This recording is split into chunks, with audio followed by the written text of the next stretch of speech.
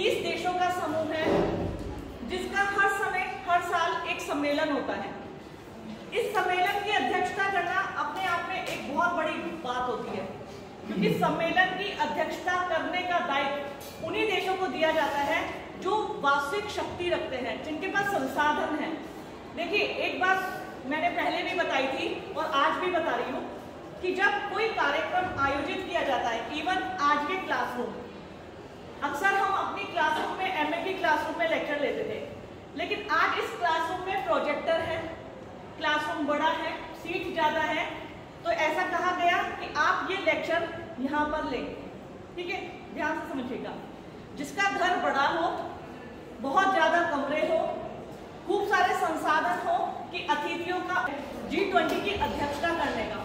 आप देख रहे होंगे भारत के विभिन्न राज्यों में, विभिन्न शहरों में G20 के विभिन्न समिट आयोजित किए जा रहे हैं। मैंने आपको लास्ट वाले व्याख्यान मालूम है शेरपा ट्रैक और फाइनेंशियल ट्रैक, इनके बारे में विस्तार से बताया था।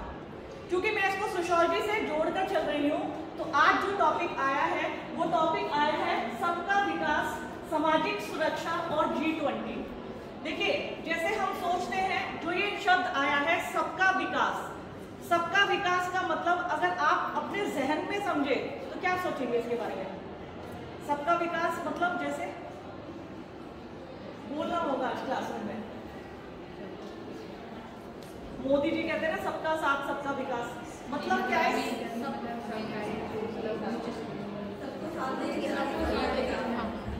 सबको साथ लेके चलना, चाहे गरीब हो चाहे अमीर हो, बच्चा हो बड़ा हो बुजुर्ग हो, लड़की हो या लड़का हो, सबको साथ लेके चलना, सबका विकास। और जो ये हमारा सामाजिक सुरक्षा है, सामाजिक सुरक्षा, ये सोशल प्रोटेक्शन की बात की गई है सभी के लिए, सभी तबके के लिए, सभी वर्गों के लिए। तो सबका साथ सबका विकास, और G20 में हम इसकी चर्चा क्यों कर रहे हैं, इसको आज मैं तुम्हें इसी प्लेटफॉर्म के माध्यम से विस्तार से बताऊंगी। देखिए, सबका साथ सबका विकास और G20। सबसे पहले मैंने आपको बताया था ग्रुप 20 क्या है। ग्रुप 20 एक अंतर्राष्ट्रीय सहयोग का एक मंच है, एक ऐसा प्लेटफॉर्म है जहां पर सभी अंतर्राष्ट्रीय जितने भी 19 कंट्री और यूरोपियन संघ मिलकर सब विभिन्न मुद्दों पर चर्चा करते हैं, विभिन्न मुद्दों पर आपसी सहयोग करते हैं और आपसी एक ऐसे मंच का निर्माण करते हैं जहां सभी को प्रोटेक्शन मिल सके, सभी को संरक्षण मिल सके। तो उसी की, और ये जो है भारत 1 दिसंबर 2022 से 30 नवंबर 2023 तक G20 की अध्यक्षता करेगा। मैंने अभी बताया ना, ये हमारे लिए सौभाग्य का विषय है कि भारत जो है G20 की अध्यक्षता कर रहा है। आपने G20 सुना है, ध्यान से सुना, आप लोग जो मैं बोल रही हूँ उस शब्दों को ध्यान देना। इसके बाद एक क्विज है, मैं तुमसे कुछ क्वेश्चन पूछूंगी, जो सारा बता रही हूँ। G20 जो है ग्रुप 20, इनमें क्या होता है, ग्रुप 20 की हर साल किसी न किसी कंट्री से कहा जाता है आप पूरे साल इसके सभी मुद्दों पर विभिन्न शहरों के माध्यम से चर्चा करेंगे। विभिन्न राष्ट्राध्यक्ष, ऐसे व्यक्ति जो उनसे जुड़े हैं, उसमें सम्मेलन में प्रतिभाग करेंगे। तो भारत में 1 दिसंबर 2022 से 30 नवंबर 2023 तक G20 के प्रोग्राम चल रहे हैं, कुछ हो चुके हैं, कुछ आगामी दिवसों में प्रस्तावित है। आपने देखा होगा हाल ही में ऋषिकेश और नरेंद्र नगर में G20 के प्रोग्राम प्रस्तावित हैं जो कि होने हैं। तो ध्यान से समझिएगा। देखिए, जीके का क्वेश्चन है टोटली ये आपके, अगर आप कंपटीशन की तैयारी कर रहे हैं तो कंपटीशन की तैयारी में ये आपके सारी चीज कब हुआ, इसका मुख्यालय कहाँ है, कितने मेंबर्स हैं, कितनी अतिथि देश हैं, किन्हीं देश जो इसके मेंबर नहीं हैं उन्हें एज अ गेस्ट आमंत्रित किया गया है, अतिथि के रूप में आमंत्रित किया गया है। तो ये भी एक जीके का क्वेश्चन है, किन किन देशों को अतिथियों के रूप में आमंत्रित किया गया है। आगे चलेंगे हम। अगर हम G20 की कार्यशैली की बात करें, मैंने आपसे बताया था भारत से पहले इंडोनेशिया में G20 का शिखर सम्मेलन हुआ था, और भारत के बाद जो 2024 है उसमें G20 जो होगा वो ब्राजील में होगा। तो 2024 में G20 की मेजबानी ब्राजील को दी गई है।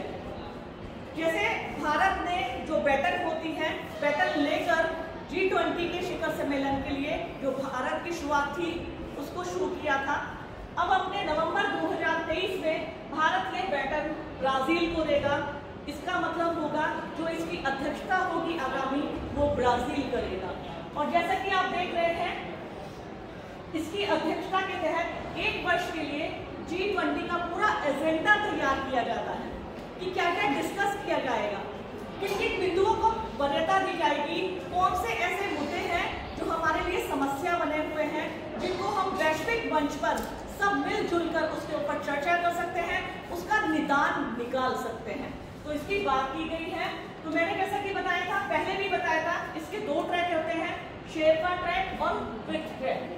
वित्त मंत्री और सेंट्रल बैंक के गवर्नर जो होते हैं वो वित्त ट्रैक का नेतृत्व करते हैं, जबकि शेरपा ट्रैक जो होता है उसका नेतृत्व करते हैं शेरपा। क्या आपको ये देखकर ये शेरपा शब्द मैंने लास्ट टाइम बताया था, किसको याद है शेरपा क्या है? शेरपा का वैसा मतलब क्या होता है, अर्थ शेरपा किन्हें कहते हैं? कभी ये शब्द सुना है आपने शेरपा?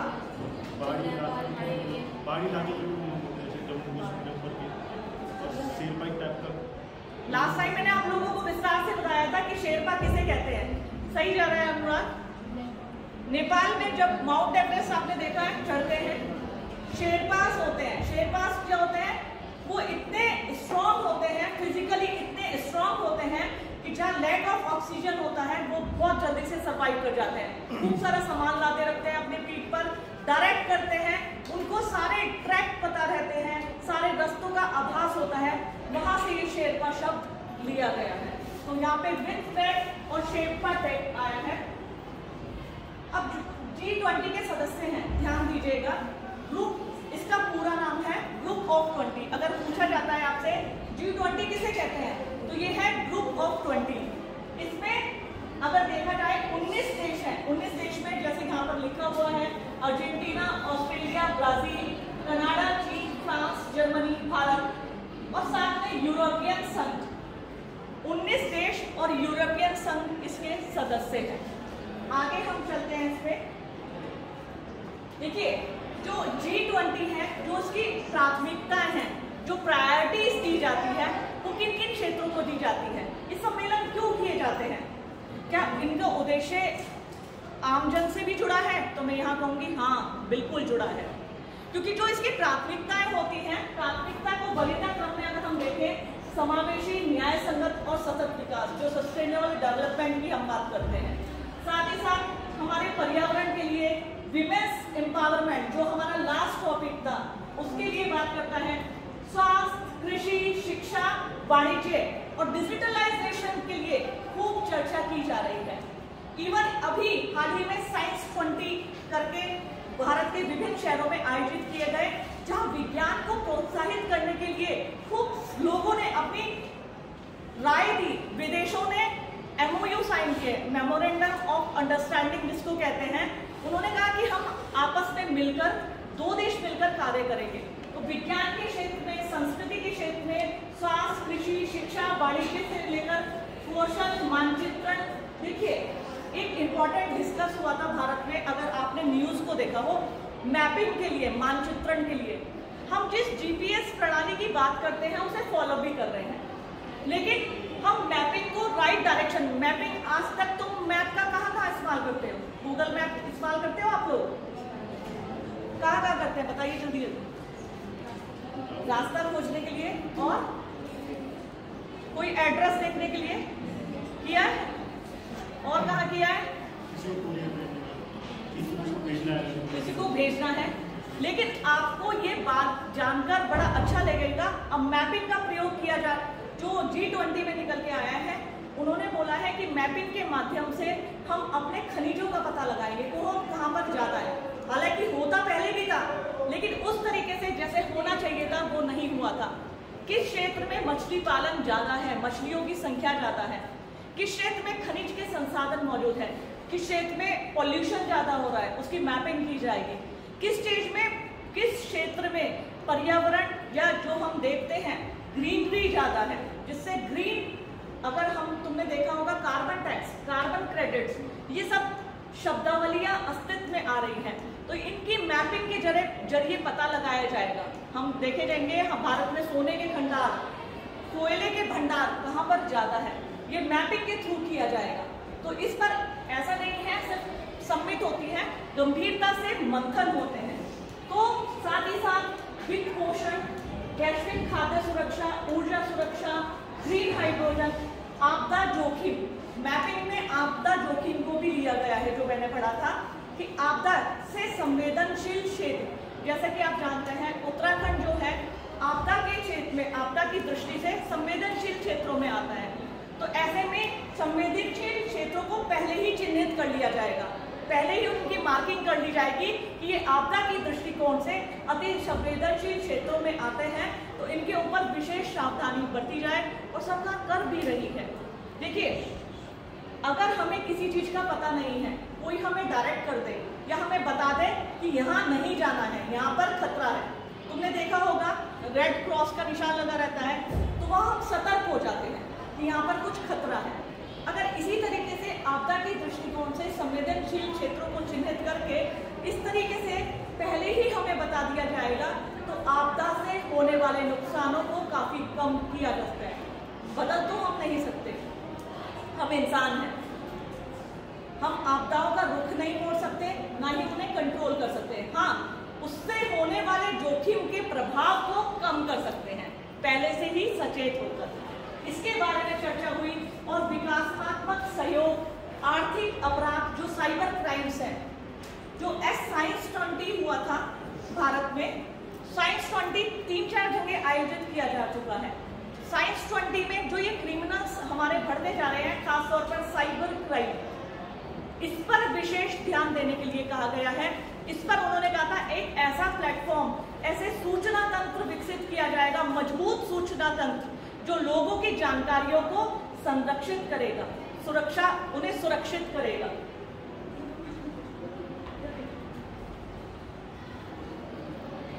देखिए, अगर आज जो हमारा टॉपिक है सबका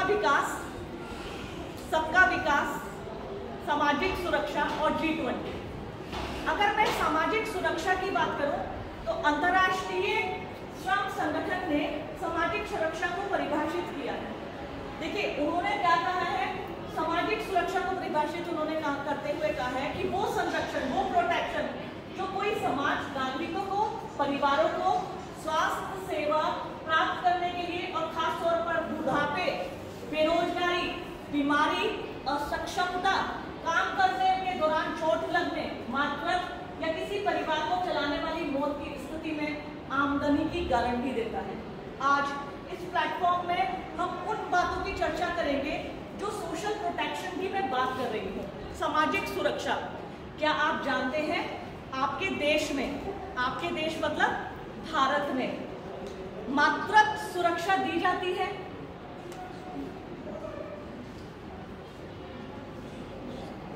थोड़ा अपनी जनरल नॉलेज को बढ़ाइए। मातृत्व सुरक्षा लाभ दिया जाता है, जननी सुरक्षा योजना है, क्या होता है इसमें? जैसे कोई जंगल जाता है, किसी जानवर ने से मार दिया तो सरकार आके उन्हें मातृत्व सुरक्षा योजना, हाँ सही जा रही है, बता बेटा। देखिए, अब मैं तुम्हें पूरे विश्व की स्थिति जो डिस्कस की जा रही है G20 में, उससे बताऊंगी। देखिए, जो सामाजिक सुरक्षा आया है वो आया है हमारे स्वास्थ्य से रिलेटेड, बेरोजगारी से रिलेटेड, साथ ही साथ जो ये महामारियां फैलती हैं उस पर हमें कितना प्रोटेक्शन मिल पाता है, और साथ ही साथ अगर इसके साथ ही साथ हम अगर बात करें विश्व के देशों में किस देश की कहाँ स्थिति है, किस लेवल तक है। यदि आप किसी कंपनी में कार्य कर रहे हैं और वहां पर आपका कोई अंग आ गया या आप बिल्कुल मृत ही हो गए, उसके बाद आपको क्या गारंटी दी जाती है कि आपको सुरक्षा है काम करने की? क्या आपको बीमा मिलता है? क्या आपको वहां पर मुआवजा मिलता है? ये सब बात की जाती है सामाजिक सुरक्षा में, सोशल प्रोटेक्शन में। तो अंतर्राष्ट्रीय श्रम संगठन ने परिभाषित किया। अब हम यहाँ बात करेंगे उन सब चीजों की, कौन कंट्री, कौन देश सामाजिक सुरक्षा के मामले में किस तरीके से गंभीर है।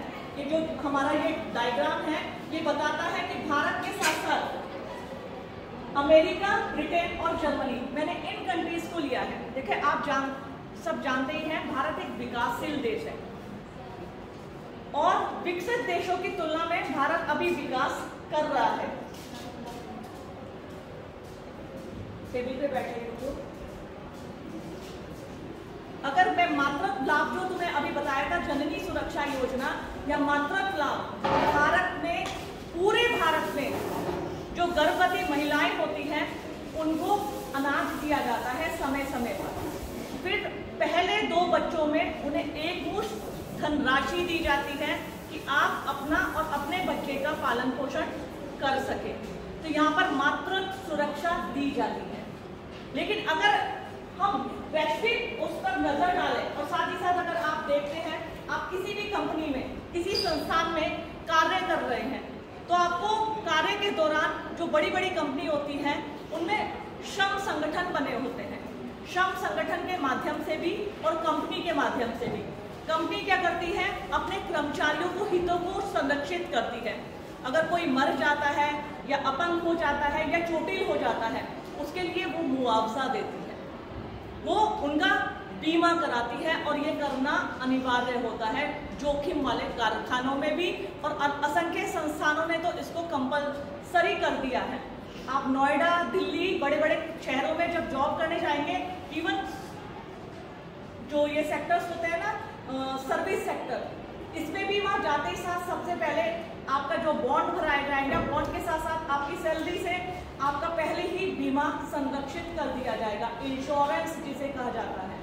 तो हमारे यहाँ संरक्षित किया जाता है। हमारे यहाँ भारत में आंगनबाड़ी कार्यकर्तियों के माध्यम से न सिर्फ बच्चों को, बुजुर्गों को भी संरक्षित किया जाता है। क्या आपके आपकी नॉलेज में किसी बुजुर्गों को प्रतिमाह कुछ अनाज मिलता है?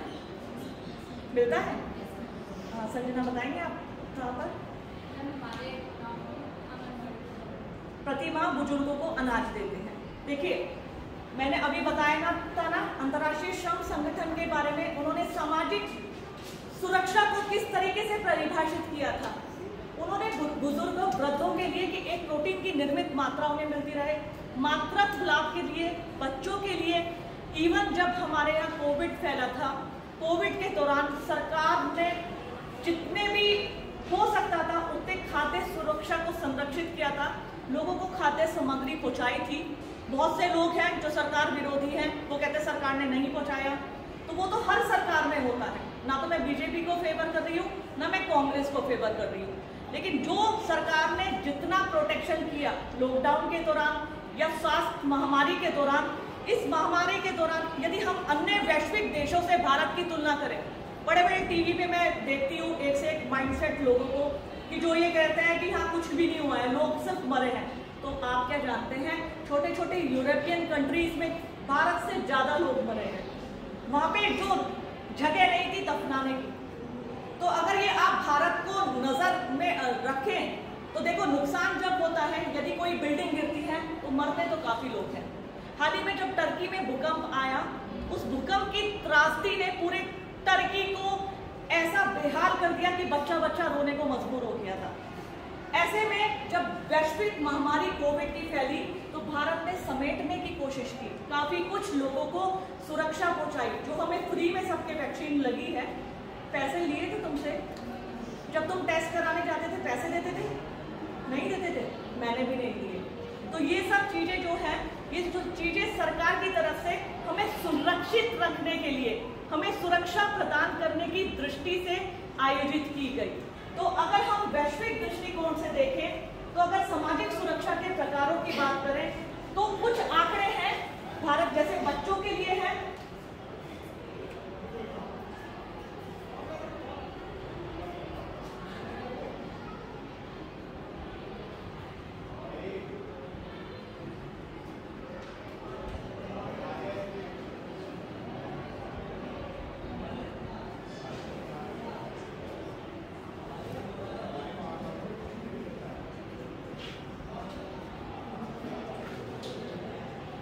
जो बच्चों के लिए है, अभी हालांकि भारत के पास आंकड़े उपलब्ध नहीं है जो जितनी भी योजनाएं चलाई, क्योंकि भारत की जो जनगणना थी, तुम्हें पता है जनगणना हर 10 साल के उपरांत होती है। 2011 से 2021, 21 से 31 किन्हीं कारणों के कारण भारत में जनगणना नहीं हो पाई। तो भारत, अमेरिका, इसमें भी आंकड़े उपलब्ध नहीं है। लेकिन यदि हम मातृत्व योजनाओं की बात करें तो भारत में 100% सरकार द्वारा मातृत्व योजना चलाई जाती है। यदि कोई गर्भवती महिला है, देखो लोगों का पर्सनल इंटरेस्ट होता है, अगर आप प्राइवेट में इलाज कराना चाहते हैं तो जाइए प्राइवेट में, प्राइवेट के दरवाजे खुले हैं, आपको 2-3 लाख तक में आपकी डिलीवरी माता और बच्चे को सुरक्षित रखते हैं। लेकिन यदि आप किसी सरकारी अस्पताल में इलाज करने जाते हैं तो वो बिल्कुल मुफ्त होता है। तो जो हमारे भारत में मातृत्व योजनाएं हैं वो 100% सरकार द्वारा पोषित होती है। यदि मैं अमेरिका की बात करूं, वहां पे बिल्कुल भी ऐसा नहीं है, वहां ऐसा नहीं है कि। और ब्रिटेन की बात करें तो ब्रिटेन 92 से 100% तक प्रोटेक्ट करती है इन सब योजनाओं को। लेकिन जर्मनी में सरकार जो होती है उन्होंने दरों की घोषणा की हुई है, किस दर से, किस तरीके से, किस तबके के लिए वो कार्य करेगी। ऐसे ही अगर हम बात करें बेरोजगारी की और वृद्धावस्था पेंशन की, बेरोजगारी जैसे कि कांग्रेस सरकार ने भारत में चलाया था 100 दिन की गारंटी प्रोग्राम, उसी को हमारी सरकार ने, जो वर्तमान सरकार है, उसको अबाध रूप से चला रही है।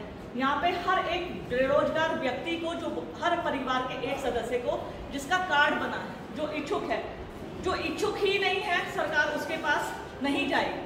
आपकी योग्यता है उसके अनुरूप यहाँ पर 100 दिन का गारंटी रोजगार चल रहा है भारत में। अमेरिका में अगर जो ये है, इसका प्रशासनिक खर्च जो है बेरोजगारी का जो भत्ता दिया जाता है वो सरकार वहन करती है। जैसे भारत में 100 दिन का करती है, अमेरिका में टोटली सरकार करती है। इसी प्रकार ये योगदान आधारित होता है। यहाँ पर ब्रिटेन में जो व्यक्ति जितना योगदान करेगा जिस चीज में, उसका अनुरूप भुगतान किया जाएगा। इसी प्रकार जर्मनी में पूरी तरह से सरकार प्रायोजित है। अगर हम नेक्स्ट बात करें वृद्धावस्था पेंशन की, तो भारत में पूरी तरह से वृद्धावस्था पेंशन जो है सरकार प्रायोजित है।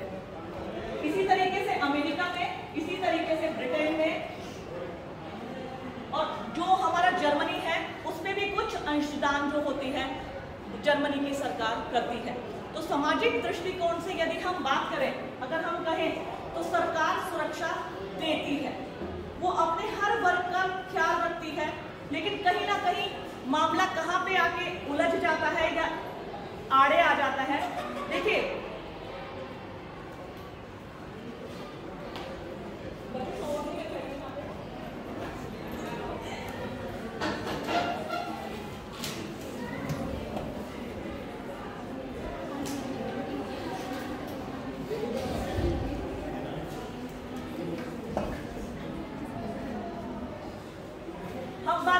सुरक्षा की बात कर रहे थे। सुरक्षा के दृष्टिकोण से अगर भारत की आज स्थिति देखें, हाल ही में हमारा पड़ोसी देश, हम अगर पाकिस्तान की बात करें, अन्य अफ्रीकन कंट्रीज की बात करें, तो वहाँ भूखमरी की नौबत आ चुकी है।